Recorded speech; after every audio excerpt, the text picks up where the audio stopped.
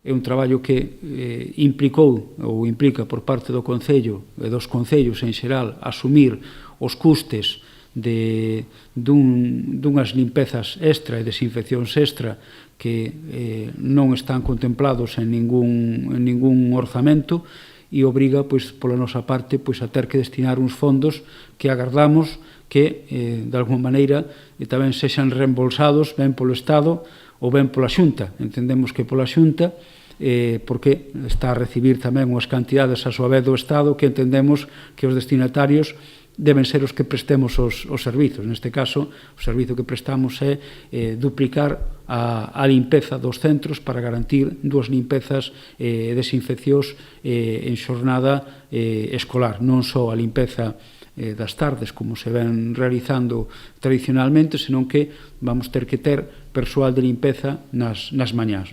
A isto hai que sumarlle tamén pequenas obras de mantemento realizadas na maioría dos centros educativos do municipio, que foron solicitadas dende as propias direccións e AMPAs. Así que estuvemos durante estes días tamén foi realizando labores tamén de mantemento nos centros, de pequenas reparacións.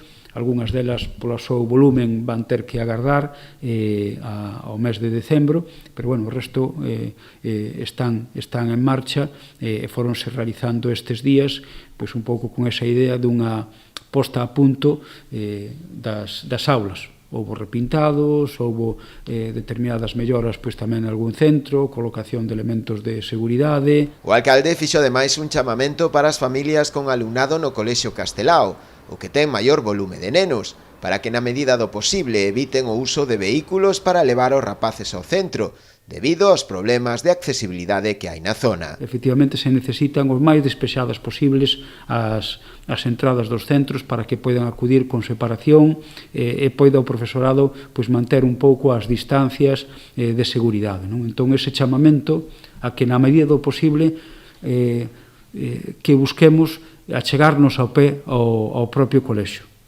e que intentemos favorecer así en calqueira circunstancia. É un chamamento que comparte a dirección do centro, o profesorado, e estou seguro que tamén boa parte dos propios pais e nais que ás veces teñen que sortear vehículos para chegarse alí.